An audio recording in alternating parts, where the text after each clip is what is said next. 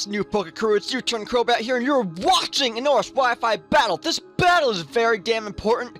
This battle is against Connor for the Indigo League of Legends, a league that I am in. This battle, guys, is very, very important.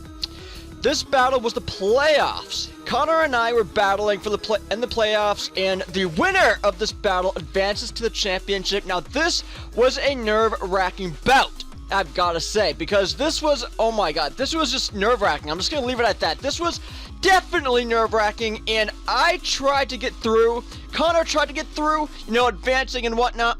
But you know, it was a problem. Because looking at his team, he is bringing that Ditto. I had no idea he was gonna bring that Ditto.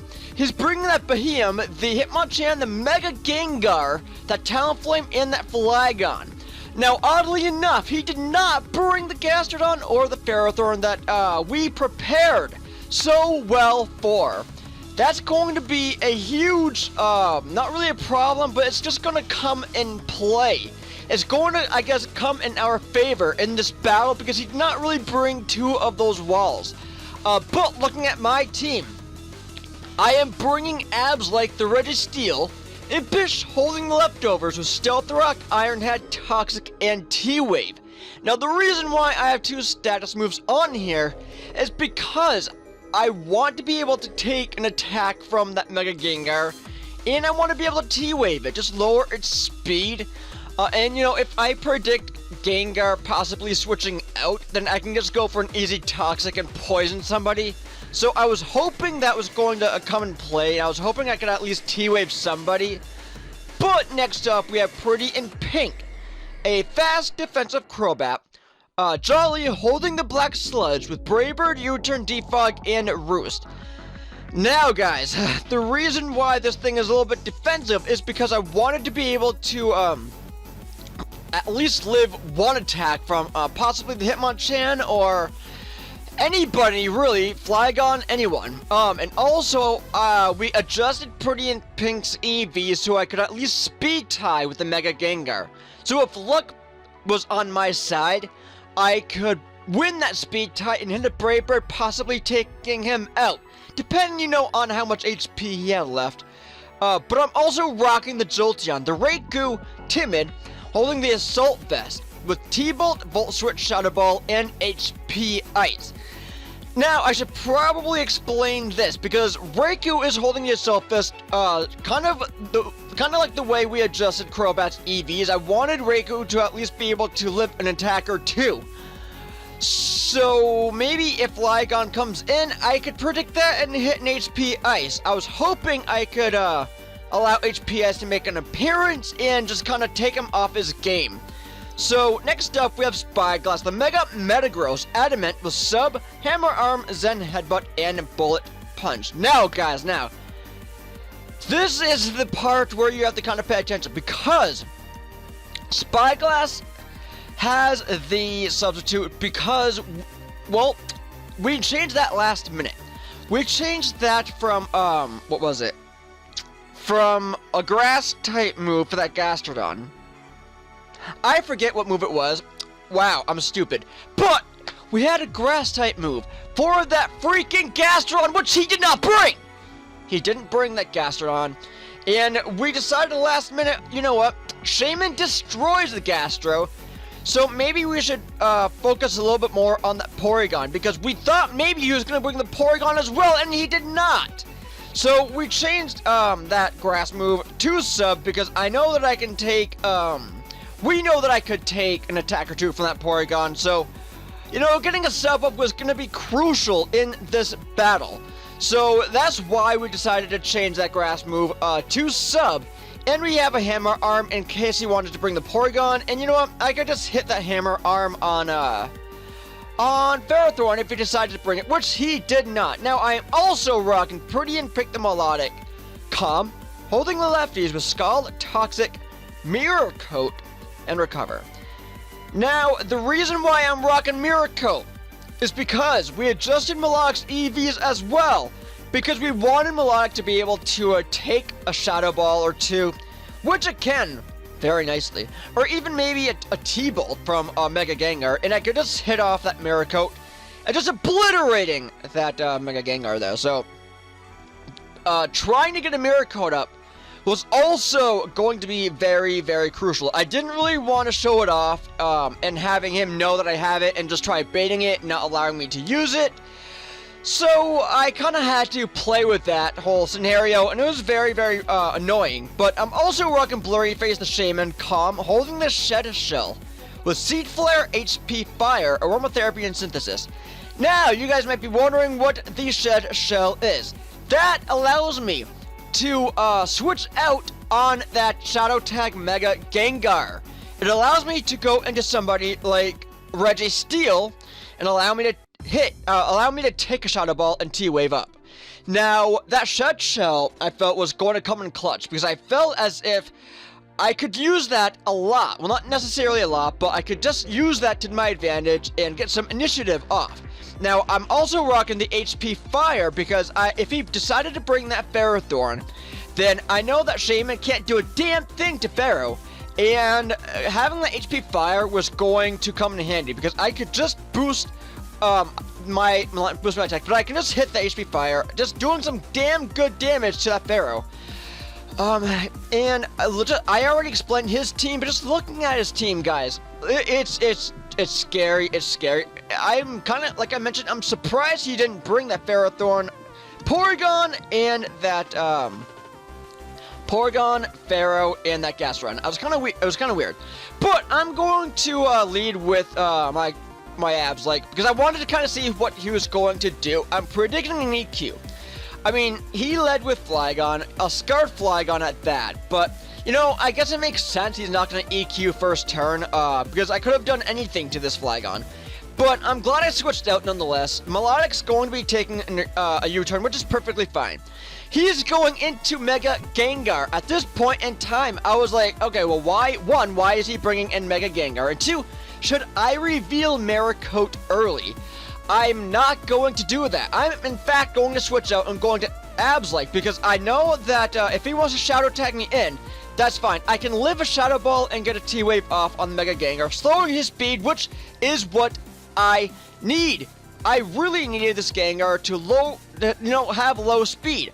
So, like I said, I can live a Shadow Ball or two. As you can see right there, it's not going to do too much. You know, I can live maybe 3 Shadow Balls from this Mega Gengar, in fact. But he's going to switch out. That's fine, but I'm not going to over-predict. I'm going for a T-Wave, and this Sahara is going to say, screw the T-Wave. I'm not going to have any part of it. So, unfortunately, I can't really T-Wave anything. Now, I wasn't really sure what he wanted to do. I'm predicting him to go for an EQ. So, I'm making the safe switch, and I'm just going to go out into a Pretty in Pink Microbat here. Because if I predict an EQ, it's fine. If he wants to go for a U-turn, that's fine. I'm defensive, I can take it. He's going to switch out. He's locked in the EQ. He's going to go into Mustang. Now, I know I can't hit anybody with the Brave Bird, because at this point, any one of his Pokemon can really take a Brave Bird. Barring that Gengar, I don't really know if he can take a Brave Bird, but I'm U-turning the hell out of there. I'm going to leave. I know Talonflame can obliterate Pretty in Pink. I'm going into Pretty in Pink M, the Melodic. Because I know that I can take a Flare Blitz, and I just really want to hit a Scald off on this bird, this fiery bird. But, you know, he predicts me to switch out. You know, I did make the safe play and switch out, but he knew that. He's going to U-turn on out of here. That's fine. That's fine. I now have Melodic in here safely. He's going to rock out with that Ditto.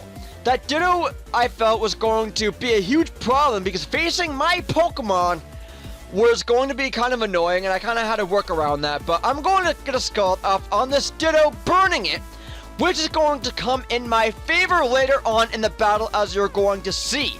Now, I had a plan, because now that he transformed into my Melodic, I do have a Shaman waiting in the back for this Melodic now.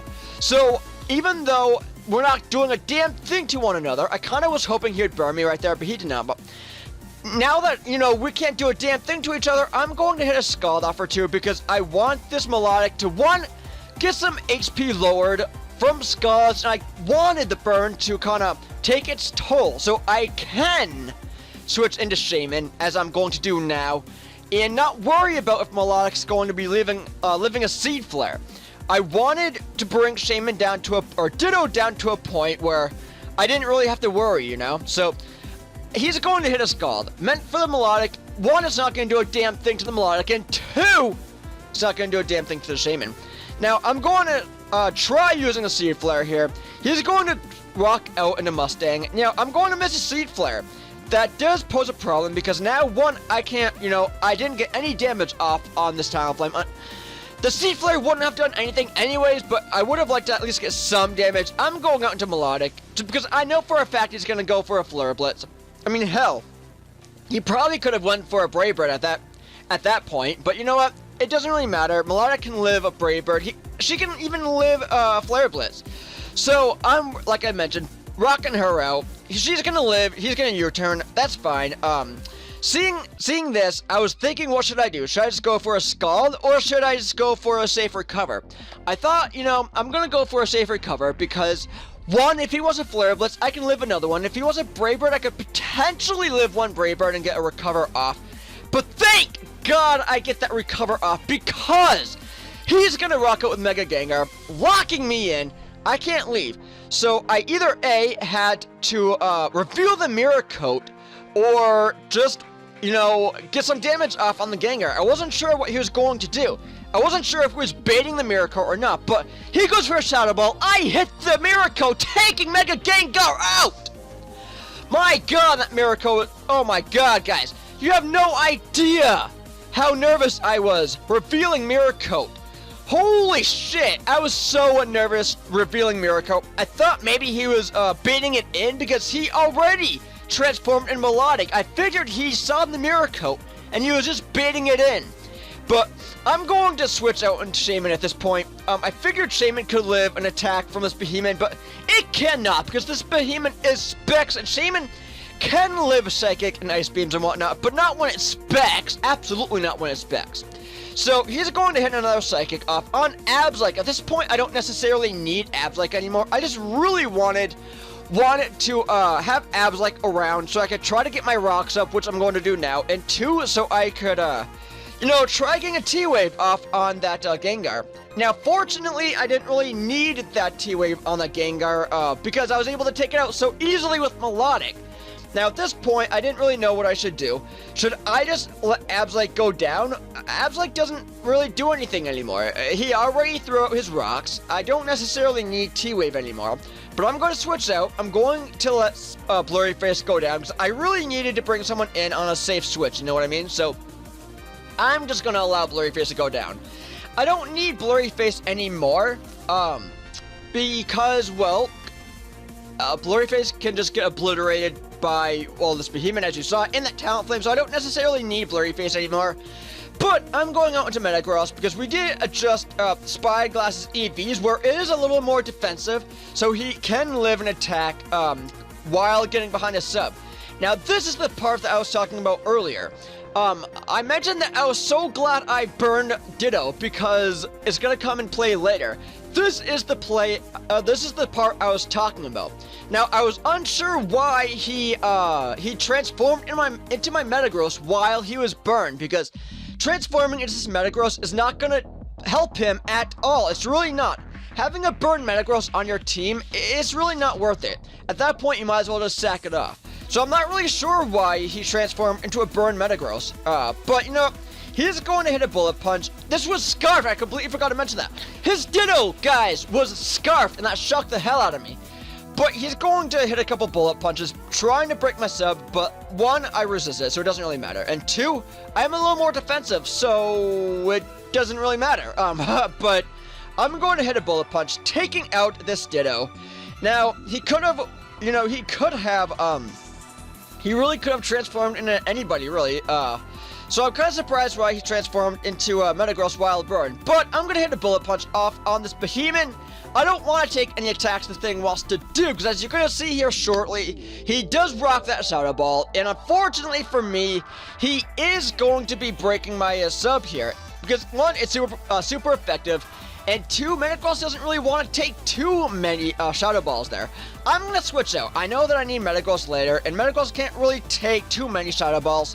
I'm going into my Assault Vest Raikou, because I know I can take a Shadow Ball. I was kind of surprised why he switched Behemoth out. I wasn't really sure, but luckily for me, Mustang is going to come in because it's going to get hit and hurt with all those rocks. Now, luckily for me, I can see that he's going to roost, meaning he's not going to be switching out. So I can hit a T-bolt. Now, the problem is I did predict him to switch out. I did predict him after roosting to switch out into Flygon because I figured, he's going to preserve Talonflame here.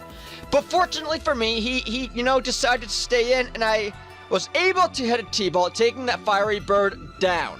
After the battle, he asked me why my Raikou wasn't choiced. And I told him because, we were rocking the Assault Vest so I can take an attack or two. So, seeing as how Flygon's coming in and seeing how it's scarfed, I don't want to leave Raikou in. I'm going to switch out because I really want Pretty and Pink to take an attack or two from this Flygon. If I allow Melodic to really go down here, I guess it's fine. Only because I have Flygon's out of the not Flygon. Talonflame is out of the picture, so I don't necessarily need Pretty and Pink anymore. I really just needed Pretty and Pink to take those Flare Blitzes and whatnot, but Talonflame's gone, I don't need Melodic.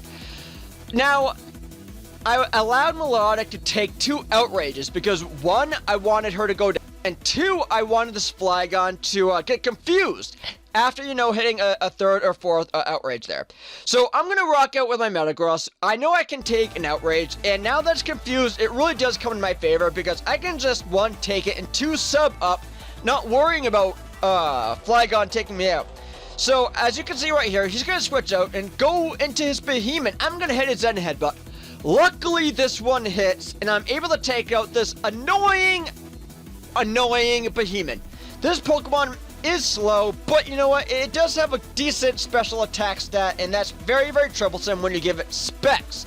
He's going to rock out with a Hitmonchan. I was kind of surprised why he didn't Mach Punch right here to take out my sub, but I'm going to hit his Zen Headbutt, taking out that Hitmonchan, and his only Pokemon left is that Flygon. Now, he kind of had to make a decision.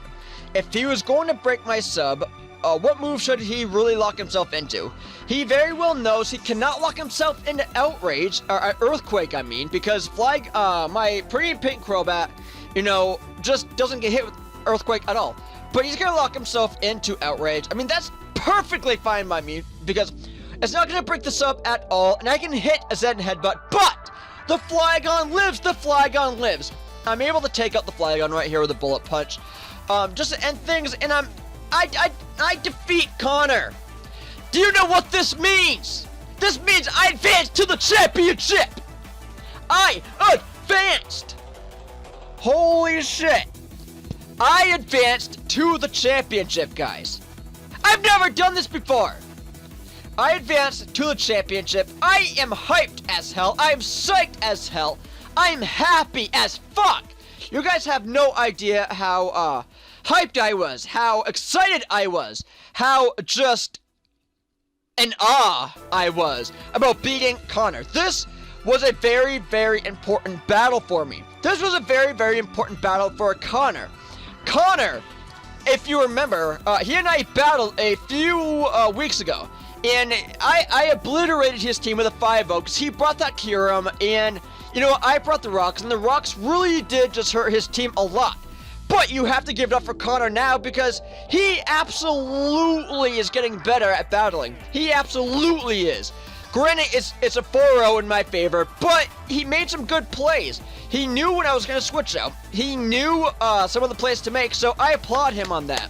I applaud Connor on making those good plays and getting better at battling. If you guys want a chance to battle Connor, his Twitter link and everything will be down in my description, so I suggest you guys go battle him. Go to his Twitter, tell him he did such a fantastic job in this battle because he really, really did. But don't forget to RCS to me, rate, comment, and subscribe because, I'm looking for battles all the damn time. And the Boston Barretics are advancing to the championship. So, next week we're either going to be facing Necro or we're going to be facing Kanga. So, hopefully we can figure that out soon. But I'm going to get the hell out of here. I'm going to celebrate. I'm going to record shit. And I hope all of you have a great day. I'll catch all of you all on the flip side.